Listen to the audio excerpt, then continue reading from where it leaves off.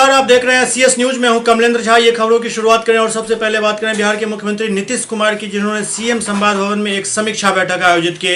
बिहार के मुख्यमंत्री नीतीश कुमार ने भवन निर्माण विभाग सीएम संवाद कक्ष में एक समीक्षा बैठक आयोजित की। इस बैठक में उप मुख्यमंत्री सुशील कुमार मोदी समेत विभाग के सभी आला अधिकारी मौजूद थे।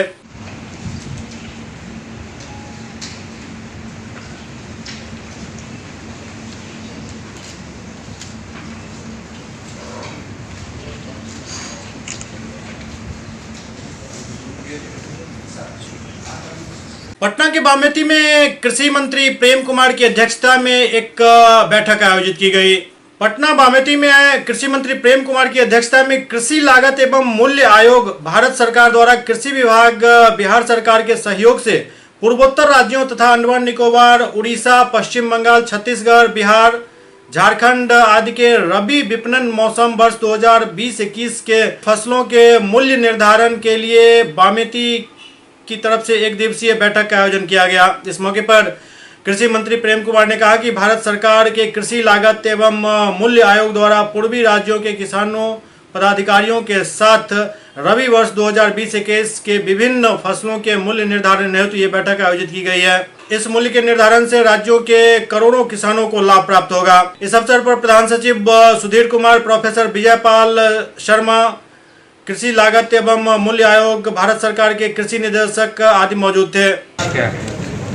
मुझे काफ़ी प्रसन्नता हो रही है कि आज बामेती के सभागार में और आज के इस प्रेस कॉन्फ्रेंस में सभी हमारे इलेक्ट्रॉनिक, प्रिंट एवं सोशल मीडिया के पत्रकार मित्रों और साथियों, आज बामेती के सभागार में भारत सरकार के कृषि लागत एवं मूल्य आयोग द्वारा आज जो बैठक का जो आयोजन किया गया है, और कुल मिलाकर यहाँ पर हमारे अन्नदाता किसान भाई बहन भी आए हैं, कृषि वैज्ञानिक भाग ले रहे हैं और करीब 4 राज्यों के छत्तीसगढ़, उड़ीसा, झारखंड, पश्चिम बंगाल और बिहार के प्रतिनिधि भाग ले रहे हैं। और आज की बैठक में जो मतलब सुझाव के आधार पर किसानों को फसलों के लागत मूल्य से अधिक न्यूनतम समर्थन मूल्य निर्धारित करना है। मुझे खुशी है कि माननीय प्रधानमंत्री जी के द्वारा किसानों की लाभकारी मूल्य दिलाने के लिए नई फसल खरीद नीति, प्रधानमंत्री अन्नदाता आय संरक्षण अभियान PM आशा को मंजूरी मिल गई जाकर के। इससे देश के अन्नदाता किसानों को लागत से 1.5 गुना जो राशि देने की बात माननीय प्रधानमंत्री जी ने कही है, उसका लाभ मिलेगा। राज्य सरकार द्वारा रबी विपणन मौसम 2020-21 में गेहूं का प्रस्तावित न्यूनतम समर्थन मूल्य 2511 रुपये, चना का प्रस्तावित समर्थन मूल्य 5,794 रुपये, मसूर का प्रस्तावित न्यूनतम समर्थन मूल्य 4,762 रुपये, राई सरसों का प्रस्तावित समर्थन मूल्य 5,871 रुपये रखा गया है। इस प्रस्तावित न्यूनतम समर्थन जो मूल्य है, आकलन लागत खर्च पर 50% कृषकों को लाभ देकर किया गया है। तो काफ़ी खुशी है कि आज की इस महत्वपूर्ण बैठक में विभिन्न राज्य के हमारे कृषि वैज्ञानिक अधिकारी और हमारे कृषि लागत मूल्य आयोग के हमारे जो आयोग के जो हमारे अध्यक्ष हैं वो भी शिरकत कर रहे हैं और हमारे अन्नदाता किसान भाई बहन भी शिरकत कर रहे हैं। तो निश्चित तौर पर तो माननीय प्रधानमंत्री की सोच है कि जो हमारे देश के अन्नदाता किसान हैं उनके लागत का 1.5 गुना है। मुझे खुशी है। ये पहले कितना था और अब कितना रही जाकर समय है। तो मतलब अभी वर्तमान सरकार के कार्यकाल में भी लगभग करीब 16 महीना बाकी है। तो हम लोग विचार करके आगे मतलब जो भारतीय जनता पार्टी का जो कोटे का मतलब स्थान है, उसको हमारे केंद्रीय नेतृत्व से राय मशवरा करने के बाद उन स्थानों पर निश्चित तौर पर नए मंत्री बनाए जाएंगे। केंद्र सरकार में मंत्रिमंडल बनने के बाद जो है यहाँ मंत्रिमंडल विस्तार हुआ, तो इसमें कहीं जो है कुछ इसकी बात है नहीं जाती। ऐसे 3 तो माननीय मंत्री सांसद भी बन गए थे और पहले का कई पद खाली था। 3 माननीय मंत्री ललन सिंह जी माननीय मंत्री पशुपति नाथ पारस जी और माननीय मंत्री दिनेश प्रसाद जी, तो 3 मंत्रालय खाली हो गया जो महत्वपूर्ण मंत्रालय था, और कई मंत्रालय पहले तो खाली चल रहे हैं। तो निश्चित तौर पर आवश्यकता थी कि उन स्थानों को भरने के लिए, ताकि राज्य के सभी विभागों में सुचारू रूप से काम हो, मतलब एक अच्छा प्रयास हुआ है जाकर हम लोग स्वागत किया जाए। और रहा भारतीय जनता पार्टी की बात, बिगड़ा कुछ समय थोड़ी बिगड़ा है, हो जाएगा बात में। केंद्र में जो है जेडीयू को जगह नहीं मिला, सिर्फ 2 मांगा जा रहा था, 1 मिला, तो उसमें नीतीश कुमार नाराज चल रहे हैं। इससे नाराज तो नहीं, तो उन्होंने कहा कि भाई हम सरकार एनडीए के साथ में जाकर, और अब क्या बात है, बात की जानकारी मुझे नहीं जा करते है, लेकिन उन्होंने कहा कि और इस बेल मतलब ठीक ठाक जा करके है, और अभी एनडीए एकजुट है और आगे भी रहेगा। दिल्ली का असर तो नहीं पड़ा बिहार में? ना, इसी बात नहीं जा करते थाना और आके सरकार में ना, इसी बात नहीं ना, ऐसी कोई बात नहीं जा करती है, और एकदम हम एकजुट हैं जाकर के, वो आगे भी रहेंगे जाकर के, और एनडीए बिहार में बेहतर सरकार यहाँ भी काम कर रही है, केंद्र में अच्छा काम हो रहा है। हम दोनों मिलकर अभी हमारी प्रायोरिटी है, जो संकट सामने आ रहा है सुखाड़ का, उससे निपटने का जाकर के, किसानों का आमदनी दुगुना कैसे हो, हमारे तेज विषय यह जा करके है, और लागत मूल्य से दोगुना कैसे मिले, उसकी चिंता हम लोग, हमारी प्राथमिकता भी है। आम जनता को पीने का पानी से कैसे आसानी से हो जाए। पटना के प्रदेश कांग्रेस कार्यालय में राहुल गांधी को अध्यक्ष बनाए रखने के लिए किया जा रहा अनशन आखिरकार समाप्त हुआ। पटना कांग्रेस प्रदेश कार्यालय में राहुल गांधी के इस्तीफे को वापस लेने की मांग को लेकर अनशन चल रहा था। पिछले 31 मई से यह अनशन चल रहा था। इस अनशन में किसान मीडिया प्रभारी मृत्युंजय पंजियार 31 मई से ही बैठे हुए थे। प्रदेश अध्यक्ष मदन मोहन झा ने अनशन तुड़वाया और उनको आश्वासन दिया जो राहुल गांधी अपना इस्तीफा वापस ले लेंगे। हाँ दे रहे हैं। आप किनारे हाथ रहे ना, अरे आप हाथ रहे ना, हाँ बस हो गया, आप गिलास पकड़ लीजिए आप।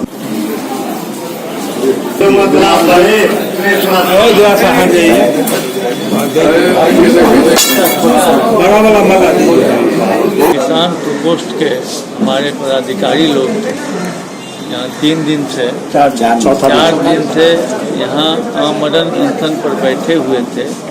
इन लोग का डिमांड यही था कि राहुल गांधी जी हम लोग का इस्तीफा वापस लें और जिस तरह से काम कर रहे थे उसी तरह से काम शुरू करें, देश, राज्य और पार्टी के हित में। और वहाँ से इन लोग की बात को नोटिस लिया गया। इनके अध्यक्ष जो हैं उन्होंने भी कहा कि हम राहुल गांधी से बात कर रहे हैं, और हमको भी मैसेज आया कि लोग को आश्वासन दे के और अनशन तोड़वाइए। मैं आके इसलिए हम लोग का अनशन तोड़वाया। हिंदुस्तानी आवाम मोर्चा की तरफ से इफ्तार पार्टी का आयोजन पटना में किया गया, जिसमें मुख्यमंत्री नीतीश कुमार ने भी शिरकत की। हिंदुस्तानी आवाम मोर्चा सेकुलर के तरफ से इफ्तार दावत का आयोजन किया गया। जीतन राम मांझी ने मेहमानों का स्वागत किया। बिहार प्रदेश कांग्रेस अध्यक्ष मदन मोहन झा, पूर्व मुख्यमंत्री राबड़ी देवी, तेज प्रताप इस इफ्तार दावत में पहुंचे। उपेंद्र कुशवाहा और मुकेश सहनी ने इस इफ्तार पार्टी से दूरी बनाई। लेकिन दूसरी तरफ मुख्यमंत्री नीतीश कुमार जीतन राम मांझी के घर पहुंचे। नीतीश कुमार के पहुंचने से पहले राबड़ी देवी वहां से निकल गई थी। विधानसभा अध्यक्ष विजय चौधरी भी इस दावत में पहुंचे थे। क्या हो गया सर, इलाज हो गया क्या? लोक जनशक्ति पार्टी की तरफ से भी दावते इफ्तार का आयोजन पटना में किया गया। लोक जनशक्ति पार्टी ने इफ्तार पार्टी का आयोजन पटना में किया, जिसमें केंद्रीय मंत्री रामविलास पासवान 100 परिवार मौजूद थे। राज्यपाल लालजी टंडन ने इफ्तार दावत में शिरकत की।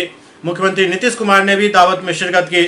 उप मुख्यमंत्री सुशील कुमार भी पहुंचे। चिराग रामचंद्र पासवान और पशुपति पारस भी मौजूद थे। पाटलिपुत्रा के सांसद रामकृपाल यादव भी इस इफ्तार पार्टी में शामिल थे।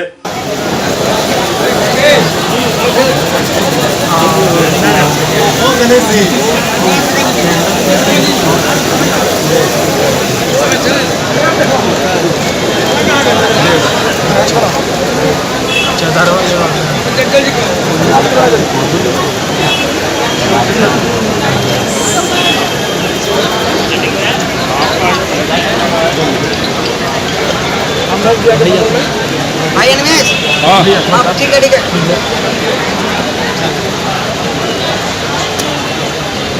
ओ भैया पैर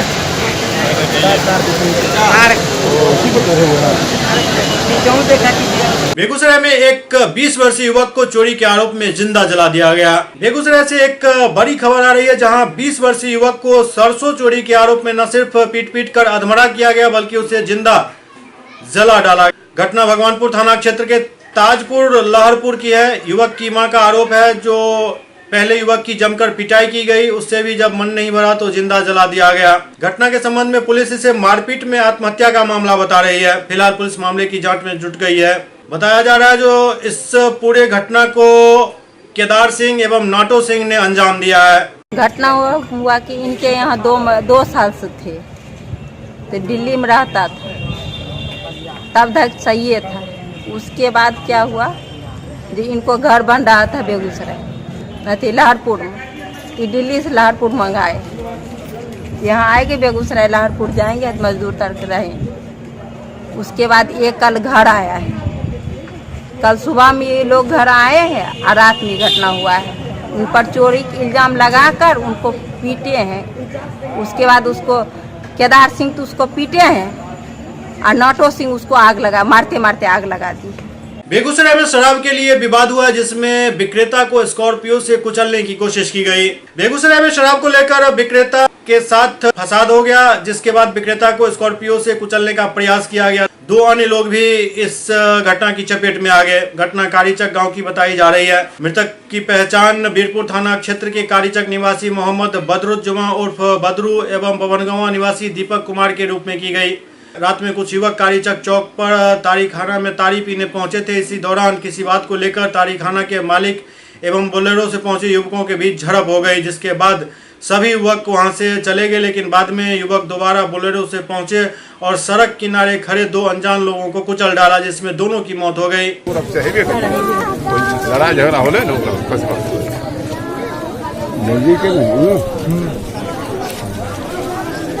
बेगूसराय में तेघड़ा थाना की पुलिस ने गुप्त सूचना के आधार पर कार्रवाई करते हुए भारी मात्रा में शराब बरामद किया। बेगूसराय के तेघड़ा थाना की पुलिस को गुप्त सूचना मिली और उस सूचना पर कार्रवाई की गई, जिसमें तेघड़ा पुलिस ने बताया जो 43 कार्टन विदेशी शराब जब्त किया गया है। साथ ही साथ एक धंधेबाज को भी गिरफ्तार किया गया। इस कार्रवाई के दौरान शराब खरीदारी करने पहुंचे 2 कुरियर बॉय को भी शक के आधार पर पुलिस ने हिरासत में ले लिया है। साथ ही साथ पुलिस ने 1 पिकअप वैन, 3 बाइक और 2 मोबाइल जब्त किया है। फिलहाल पुलिस मोबाइल को खंगाल रही है तथा पुलिस को उम्मीद है कि मोबाइल के सहारे तस्करी सरगना के तह तक पहुंचा जा सकेगा। किया गया, हम लोग भी पहुंचे। इस क्रम में वहां पर 44 पेटी लीकर बरामद हुआ, जिसमें कुल टोटल 382.32 लीटर शराब की बरामदगी हुई है। इसके साथ साथ 2 कुरियर लड़के जो कि वहां से लेकर ले जाने आए थे, ये हमारे लिए बहुत अहम सुराग है, वो वहां पर लेकर भेजने के लिए आए थे। और एक ड्राइवर और इसके साथ साथ जो जिसके घर में पकड़ाया उसके घर से एक महिला की बरामदगी हुई है, जिससे हम लोग गहन पूछताछ कर रहे हैं। इसके अलावा 3 मोटरसाइकिल, 2 मोबाइल हमारे पास उपलब्ध है और एक मोबाइल का भी हम लोग इसके बैकवर्ड और फॉरवर्ड लिंकेज की पहचान कर रहे हैं और इसमें जो शामिल है इसकी तहकीकात कर हम लोग संगत कार्रवाई करेंगे। लंबे इंतजार के बाद रांची में हज हाउस का उद्घाटन मुख्यमंत्री रघुवर दास ने किया। रांची में लंबे इंतजार के बाद सूबे के लोगों को नया हज हाउस मिल गया। मुख्यमंत्री रघुवर दास ने मंगलवार को हज भवन का उद्घाटन किया। इस मौके पर रांची सांसद संजय सेठ, नगर विकास मंत्री सीपी सिंह, समाज कल्याण मंत्री लुइस मरांडी समेत कई गणमान्य लोग उपस्थित थे। हज हाउस के निर्माण में करीब 55 करोड़ रुपए की लागत आई है। करीब 2200 वर्ग मीटर में बने नए हज भवन में लगभग 2.5 साल का समय लगा। राज्य अल्पसंख्यक आयोग समेत हज कमेटी के अध्यक्ष रिजवान खान ने भी हज हाउस के लिए सीएम के प्रति आभार व्यक्त किया। 5 मंजिल वाले इस हज हाउस में 2 बेसमेंट भी है।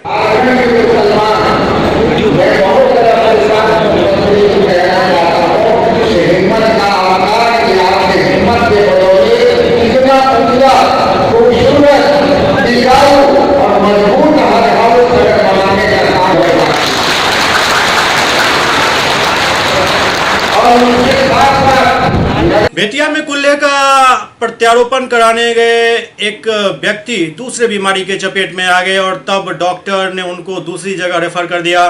बेतिया में कुल्ले के ऑपरेशन के लिए एक मरीज को डॉक्टर उमेश कुमार की नारायणी हॉस्पिटल में दाखिल कराया गया।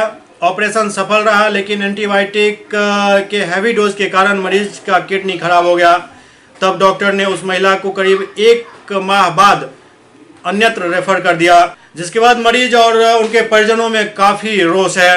मैं अपनी पत्नी की कूल्हे के ऑपरेशन के लिए डॉक्टर उमेश कुमार के नारायणी हॉस्पिटल में दाखिल कराया।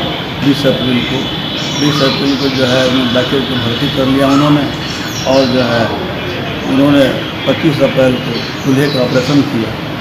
ऑपरेशन करने के बाद 1 मई को उन्होंने कहा कि ड्रेसिंग करने के बाद कहा कि ड्रेसिंग और घाव सूख रहा है, ठीक है, आप घर ले जा सकते हैं और जो है समय पर ला करके ड्रेसिंग कराते रहिए।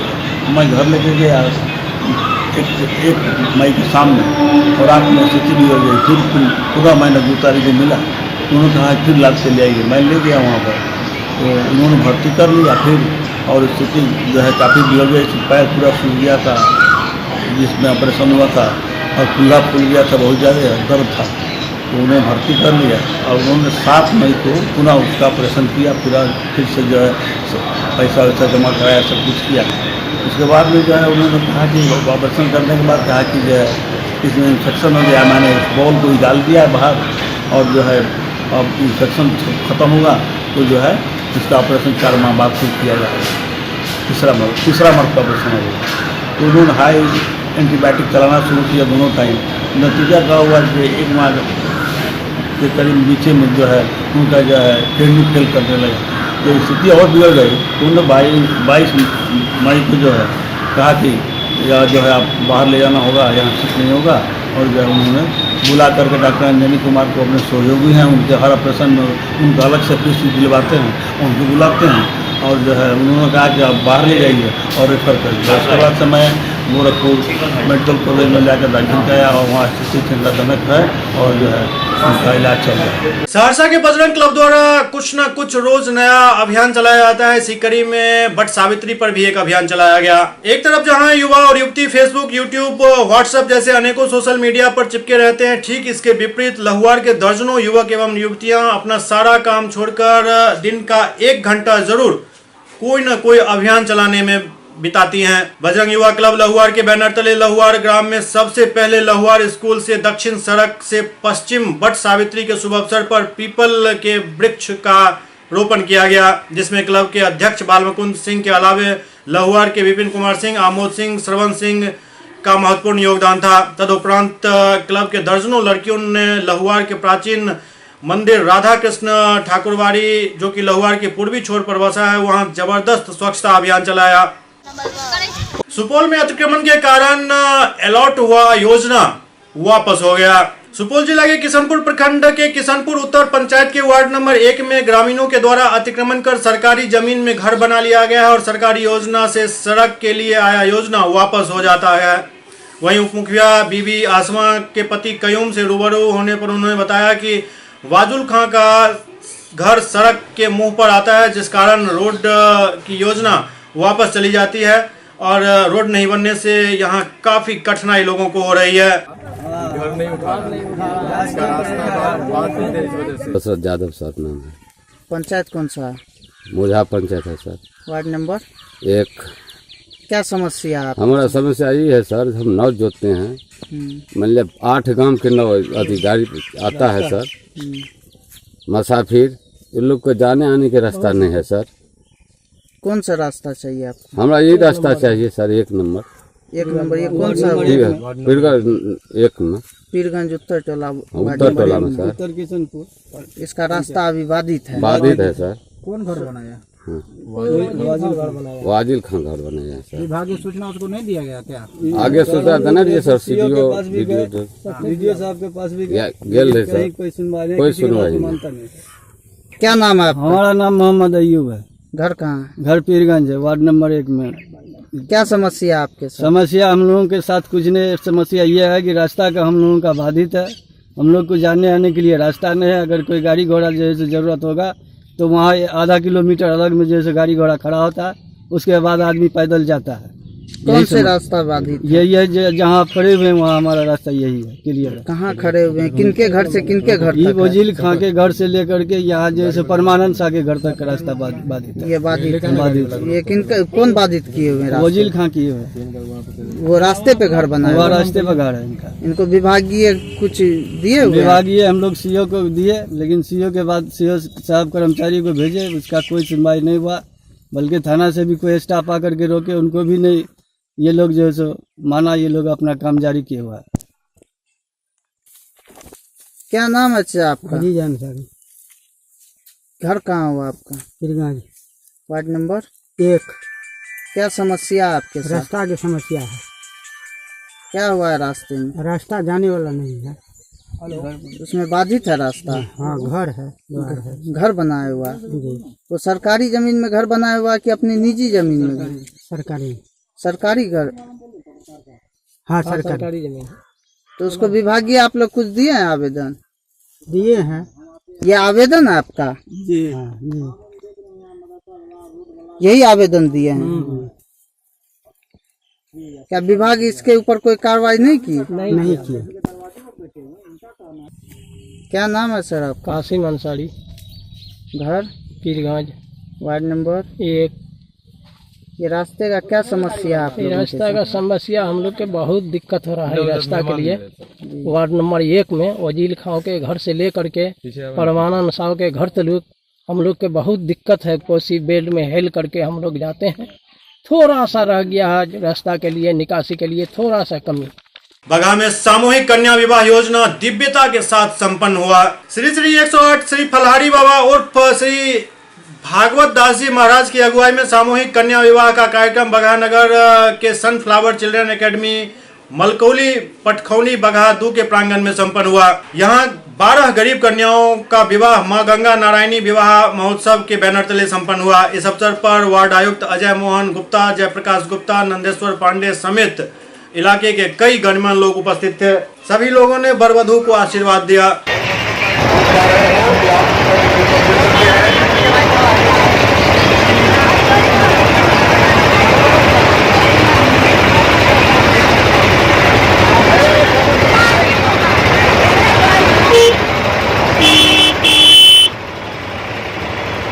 शादी इस साल में हो रही है। किस बैनर के तले सारा कुछ बताना दीजिए। श्रीमद् भागवत अनाथ सेवा संस्थान इकाई बगहा, इसका जो है संस्थान जो है यहाँ के हमारे सदस्यों के द्वारा, पूरे बगहा वासियों के द्वारा बगहा 2 के सानिध्य में ये हो रहा है। कहाँ की लड़कियाँ हैं, लड़के कहाँ? ये पूरे यहाँ बगहा के तो 4 बच्चियाँ हैं और यहाँ से मैनाताड़ से लेकर और वाल्मीकि नगर के बीच तक ये सारी बच्चियाँ, मतलब पश्चिम चंपारण से। पश्चिम चंपारण। कैसे क्या प्रोग्रामिंग होती है? जैसे क्या रजिस्ट्रेशन करते हैं?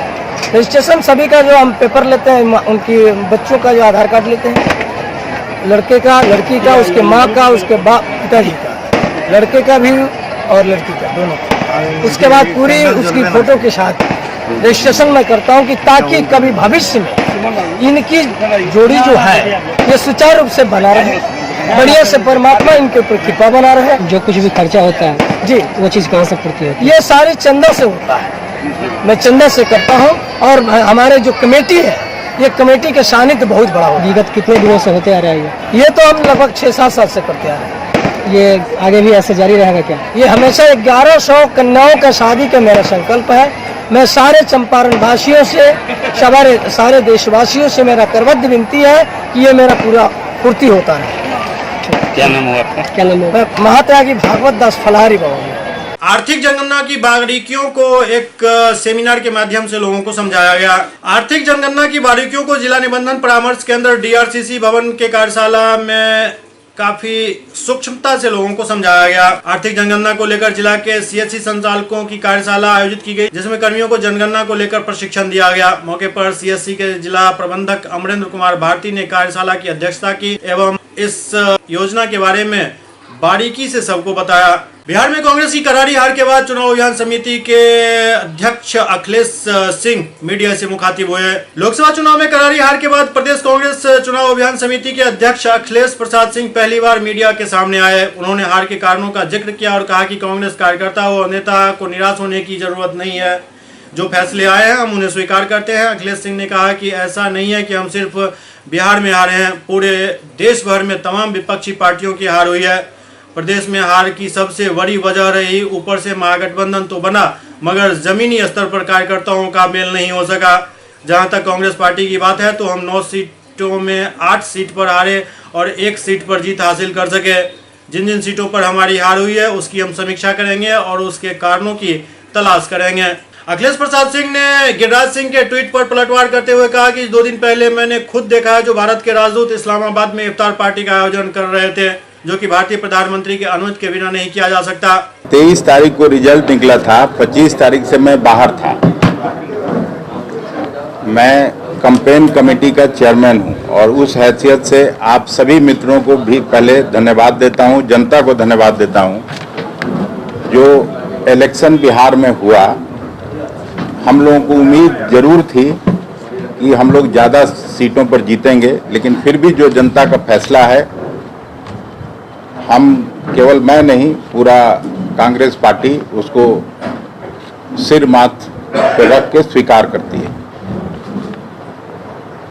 इस बीच में तरह तरह का छोटा बड़ा जो कांग्रेस का साथी हैं वो लोग भी शायद कुछ कुछ बयान दे रहे थे। मैं आपके माध्यम से उन साथियों को भी कहना चाहता हूं कि निराश होने की जरूरत नहीं है। जनतंत्र में, जमहूरियत में, चुनाव में कोई पार्टी जीतती है, कोई पार्टी हारता है, उस पर बहुत जाने की जरूरत नहीं है। हम लोग महागठबंधन के एक पार्टी के रूप में यहाँ चुनाव लड़े। 9 सीट कांग्रेस पार्टी को मिली थी महागठबंधन में, 1 सीट हम लोग जीते, 8 सीट हम लोग हारे हैं। कुछ साथी आरोप लगाते हैं कि मुंगेर की सीट, पूर्णिया की सीट पे ज़्यादा मेरे वजह से टिकट मिला था, जो मैं स्वीकार करता हूं। दोनों ही उम्मीदवारों के पक्ष में मैं वकालत किया हूं आलाकमान के सामने, और जो परिणाम आया है उसमें प्रदेश अध्यक्ष जी की भी मैं तारीफ करता हूं कि उन्होंने भी मदद की। पिछले 3 लोकसभा चुनाव अगर मुंगेर का आप देख लीजिए तो कभी भी 2 लाख वोट क्रॉस नहीं किया था। हम लोगों के सहयोगी दल के रूप में वहां चुनाव लड़ा था, और पिछला बार 2014 में 1,82,000, एक बार 1,65,70 के बीच में वोट था, और एक बार 1,90,000। इस बार वहां 3,61,000 वोट आया है। सामने ही देख रहे हैं तो उससे बात थोड़ी बदल जाएगी। कौन राजनीतिक पार्टी है जो अपने पैरों पर खड़ा नहीं होना चाहती है? कांग्रेस भी अपने पैरों पर खड़ा होना चाहती है, लेकिन जो स्थिति थी बिहार में, हम लोग भारतीय जनता पार्टी को हराना चाहते थे। इसीलिए तो कई पार्टी मिले थे, महागठबंधन बना था, और केवल यही नहीं बना था, कहीं एनसीपी के साथ था तो कहीं टीएमके के साथ था। उत्तर नहीं, मैंने ये नहीं कहा। मैंने ये कहा कि जो उपचुनाव हुआ था, जैसे अररिया का उपचुनाव हुआ उसमें हम लोग जीते थे, जहानाबाद के उपचुनाव में महागठबंधन का प्रत्याशी जीता था, और 1-2 जगह हुआ था वहां हम लोग जीते थे। तो एक आकलन था उसको।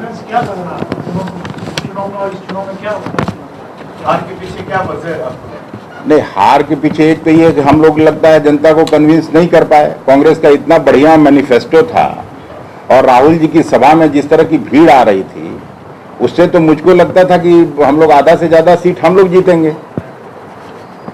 लेकिन अब जनता का जो अपना मन था, जो जनता ने डिसाइड किया, वो कुछ और था। तो वीर वोट में क्यों नहीं कन्वर्ट हो सका? आखिर कहीं ना कहीं महागठबंधन के जो अब ये तो जब सीट वाइज समीक्षा हम लोग कर लेंगे तो फिर आपको बताएंगे। क्या गिरिराज सिंह ने एक ट्वीट कर दिया है जिसमें आपत्ति जताई है कि इस तरह से लोग अपने कर्म धर्म को भूल जाते हैं और दिखावा के लिए इफ्तार पार्टी में चले जाते हैं। नीतीश कुमार पर सीधा उन्होंने कमेंट किया। अभी 2 दिन पहले मैं देखा कि जो पाकिस्तान में भारत का इस्लामाबाद में भारत के राजदूत ने इफ्तार पार्टी का आयोजन किया था और वो बिना प्रधानमंत्री जी के सहमति के नहीं हो सकता है। तो ये सवाल तो खुद उनको पहले प्रधानमंत्री जी से पूछना चाहिए। जिस मंत्रिमंडल में वो मंत्री हैं आदरणीय गिरिराज सिंह जी, तो पहले अपना घर देखना चाहिए। और यहीं पे सुशील मोदी जी भी लगातार इफ्तार करते रहते हैं, तब जाके वो नीतीश जी, कांग्रेस और राष्ट्रीय जनता दल के मांझी से जो नजदीकी बढ़ी है नीतीश कुमार के, इसके लिए करके उनको पेट में दर्द हो रहा है क्या? अभी उनका दर्द हम मेरे पेट में और हम कैसे बोल सकते हैं। लेकिन कहीं न कहीं ये नाइंसाफ़ी भारतीय जनता पार्टी और मोदी जी ने किया है। जब एक साथ चुनाव लड़े थे और इतनी बड़ी संख्या में जनता दल यू के सांसद यहाँ से चुन कर गए थे, तो उचित भागीदारी जरूर मोदी जी को देना चाहिए था। भवन निर्माण मंत्री अशोक चौधरी ने अपना कार्यभार संभाल लिया। भवन निर्माण मंत्री अशोक चौधरी ने अपना पदभार संभाल लिया। विश्वेश्वरैया भवन में वो अपना पदभार ग्रहण करने पहुंचे, जहां प्रधान सचिव चंचल कुमार ने उनका स्वागत किया। इससे पहले अशोक चौधरी बिहार सरकार के शिक्षा मंत्री और गृह कारा विभाग के मंत्री रह चुके हैं। सरकार में यही है जहाँ डिजाइन भी होता है, सब होता है, बाकी जैसे लोग नॉर्मल कर लेते हैं। चीफ इंजीनियर इलेक्ट्रिक है, ट्रेनर में एनर्जी सारा रोड छोटी आ गया बिल्डिंग, एनर्जी और पता पीडब्ल्यूडी सब यही रहेगा, अलग अलग नहीं। अब घर में जो अंदर बनाते हैं। पटना के सभी +2 तक के स्कूलों में शिकायत पेटी लगाई जाएगी। एसपी मध्य पटना प्रांतोष दास ने कहा कि जितने भी कॉलेज हैं, यहाँ तक कि जितने भी +2 तक के स्कूल हैं, उन सभी स्कूलों में और कॉलेजों में कंप्लेन बॉक्स लगाया जाएगा। अभी तक 6 लगाए जा चुके हैं। कॉलेजों में बहुत सारी बातें होती है, लड़कियों के साथ कहीं छेड़खानी होती है तो कहीं कुछ और होता रहता है। इस सब की जानकारी इस कंप्लेन बॉक्स के माध्यम से बड़े आराम से प्रशासन को मिल सकता है। उन्होंने कहा जो हमारे डीजीपी सर ने बहुत पहले इसकी व्यवस्था करने को कहा था, हम लोगों ने इसमें देरी की है, अतः हम अब जल्दी ही इसकी शुरुआत कर रहे हैं और हर स्कूल कॉलेज में इसको लगाया जाएगा।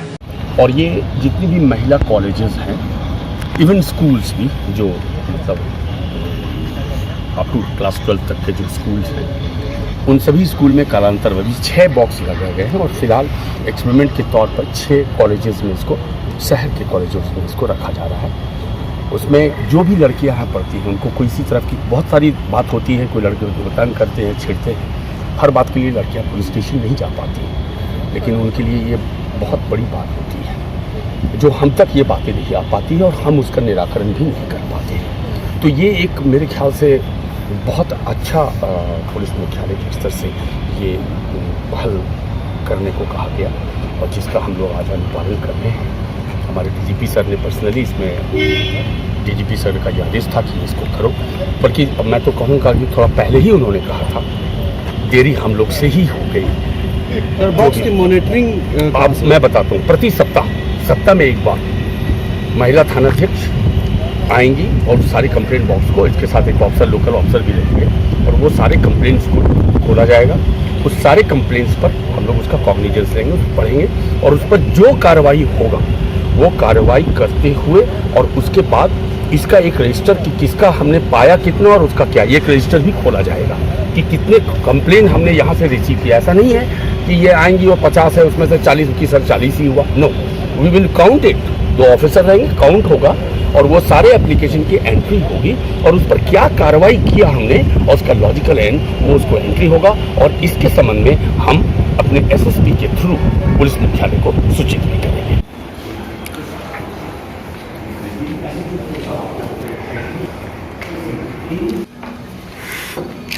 ये देखो यार, इसको खूब अच्छा से रखवा दो, इस तरह से गंदा लिखा है, सुनिए जी सर, करवा देंगे इसको बढ़िया से।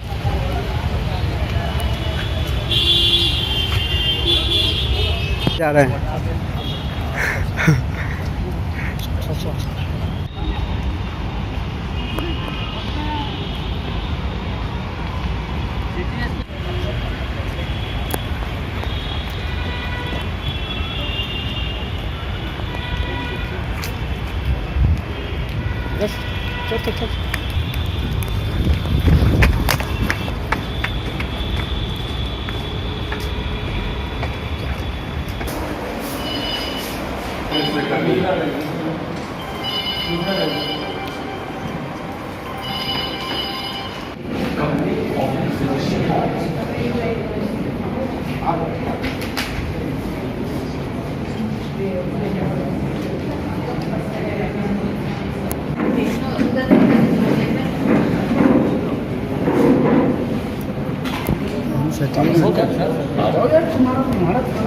अरे यार क्यों dignity of our girls and some kind of security. The students will feel that they are secure. The girl students. It's a very good initiative that is taken by Patna Police. Thank you. Your good name? Sir Rashmi, Principal Patna Women's College. में जितने भी colleges हैं, girls के college particularly कह रहा हूँ, या जो स्कूल भी है वहाँ भी जो डीजी बॉक्स रखा जाएगा। आप कह सकते हैं DGP complain oblique solution box, उसमें वो ताला लगा रहेगा। वो स्कूल में किसी भी लड़की को अगर किसी प्रकार की कोई समस्या है, कोई चक्कों से तो या जिस भी तरह की समस्या है वो उसमें, या कोई सुझाव है तो वो उसमें कंप्लेन अपना ला के डाल सकती है। मेरा रिक्वेस्ट ये भी होगा कि उनका नाम पता ये गोपनीय रखा जाएगा, इसलिए वो अपना नाम और कॉन्टैक्ट नंबर जरूर दे दें ताकि हम उस चीज़ों को वेरीफाई कर पाएँ। और हर सप्ताह महिला थानाध्यक्ष और लोकल थाने के पदाधिकारी, जैसे ये कोतवाली में अभी पटना वुमेंस कॉलेज है, वहाँ के अधिकारी, और ये दोनों आकर के हर सप्ताह उसको कंप्लेन को खोजें। सर कितने जगह ये बॉक्सेस को रखेंगे? अभी फिलहाल हमने 6 बॉक्स आज रख रहे हैं, लेकिन कालांतर में पटना के पूरा पटना जिला के हर कॉलेज, हर पुलिस स्टेशन एरिया में जितने भी महिला कॉलेजेस हैं उस सब में रखा जाएगा। और इसका जो कंप्लेन होगा इसकी बाकायदा एंट्री होगी। जैसे एक सप्ताह में 40 कंप्लेन है तो 40 कंप्लेन की एंट्री होगी और उस पर हमने क्या एक्शन लिया और उसका क्या फलाफल रहा, ये हम through our SSP report to the police headquarter. ये डीजीपी सर का पहले ही आदेश हुआ था। वही पटना विमेंस कॉलेज की छात्राओं ने इस पहल को एक अच्छी पहल कहा है। मैं यही कहना चाहूँगी कि हमारे लिए बहुत अच्छा बात है। अब हम डायरेक्ट किसी भी तरह का प्रॉब्लम जो भी कॉलेज से रिलेटेड या कुछ पर्सनल रिलेटेड जो हम अपने पेरेंट्स या टीचर्स को डायरेक्टली नहीं बता सकते थे वो हम बता पाएंगे अब पुलिस को, क्योंकि पहले हम लोग के अंदर एक हेजिटेशन होता था कि डायरेक्टली हम बोल सकते हैं कि उनको नहीं पता, वो किस तरह के क्वेश्चंस करेंगे हमारे सामने, किस तरह का हमारा बिहेव को लेंगे। तो पहले एक डर मन में था, अब इस तरह का है और जिसमें हमारा नाम भी सामने नहीं आ रहा है, तो एक बेटर ऑप्शन है हमारे लिए और एक बेटर अपॉर्चुनिटी भी है कि किसी तरह का प्रॉब्लम का ये मन में है सॉल्यूशन कि नहीं अब ऐसा करेंगे तो एक कुछ ना कुछ एक रिस्पॉन्स आएगा हमारे कंप्लेंट। ये बिहार पुलिस के लिए बहुत बड़ी बात है ये। हाँ, आप डीजीपी साहब को धन्यवाद देने के लिए चाहते हैं? हाँ जरूर, थैंक यू। अगर उन्होंने हम खास करके हम ये एक वुमेंस कॉलेज है, हम लड़कियों के लिए इतना सोच रहे हैं और सोचना जरूरी भी है क्योंकि उन्हें बहुत तरह के दिक्कत फेस करने पड़ते हैं। कॉलेज के कैंपस में तो हम लोग बहुत सेफ होते हैं, लेकिन अगर बाहर जाते हैं तो एक सोचना पड़ता है, किसी दिन लेट हो गया, किसी दिन जाम है तो सोचना पड़ता है कि अभी घर जाना है तो प्रॉब्लम होगा। तो इस तरह का इनिशिएटिव बहुत अच्छा है, हमारे लिए हेल्पफुल होगा। धन्यवाद करती हैं आप। हाँ थैंक यू डीजीपी सर और उनके जो भी स्टाफ मेंबर जो इस तरह का सोच पाए। क्या नाम? इतना हम लोग के लिए किया, इस चीज़ के लिए हम लोग बहुत आभारी हैं उनके। बहुत बहुत धन्यवाद डीजीपी सर को, thank you so much sir. क्या लगता है ये जो शिकायत पेटी रखी गई है इससे बहुत समस्याओं का समाधान हो पाएगा?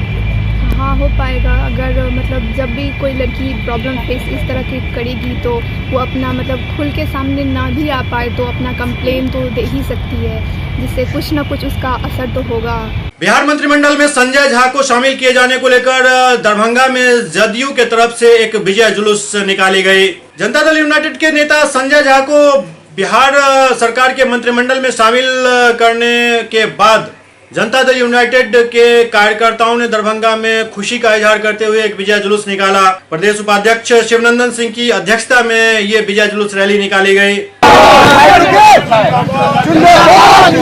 हमारे जनता दल यू के राष्ट्रीय महासचिव और इस मिथिलांचल के जन जन के नेता आदरणीय श्री संजय झा जी को बिहार सरकार में माननीय मुख्यमंत्री आदरणीय श्री नीतीश कुमार जी के द्वारा जो जवाबदेही और मंत्रिमंडल में उनको शामिल किया गया, पूरे दरभंगा सहित मिथिलांचल में आम जनता सहित हमारे पार्टी के एक एक कार्यकर्ताओं में खुशी की लहर है। आप जैसा देख रहे हैं लगातार जिस दिन से उनका नाम मंत्रिमंडल में आया उसी दिन से कार्यकर्ताओं का हर्ष और उल्लास हर जगह, हर गांव में, हर पंचायत में, पूरे मिथिलांचल में कार्यकर्ता खुशी से एक दूसरे को रंग अबीर गुलाल लगा रहे हैं, मिठाई खा रहे हैं, खिला रहे हैं।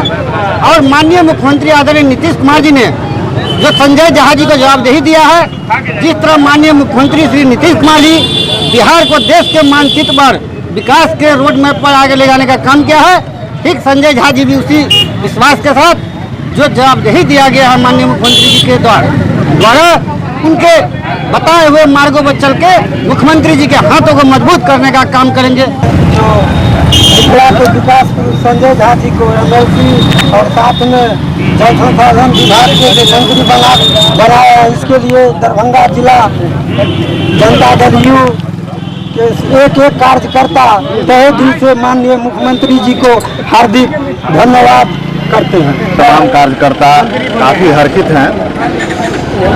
ये मिथिलांचल के संपूर्ण मिथिला के लिए दिन रात काम करने वाले माननीय संजय झा जी को कैबिनेट में शामिल करके माननीय मुख्यमंत्री जी ने हम लोगों का मान सम्मान को बढ़ाया है। इस मौके पर माननीय संजय झा जी को हम लोग हार्दिक बधाई देते हैं, शुभकामना देते हैं और माननीय मुख्यमंत्री जी को साधुवाद देते हैं, जिन्होंने इस बात को ख्याल रखा और उनको मंत्रिमंडल में शामिल किया। यहाँ के जो कार्यकर्ता रहे हैं, जनता हैं, जिनकी काफ़ी अपेक्षाएं और आकांक्षाएं माननीय संजय झा जी से है, उनको मंत्री बना करके हम लोगों के आत्मबल को बढ़ाया है। पार्टी को मजबूती मिलेगी और क्षेत्र का विकास बहुत तेज गति से होगा। SCS न्यूज के इस अंक में अभी इतना ही। अगले अंक में फिर कुछ और समाचारों के साथ उपस्थित होंगे। तब तक आप देखते रहिए SCS न्यूज। नमस्कार।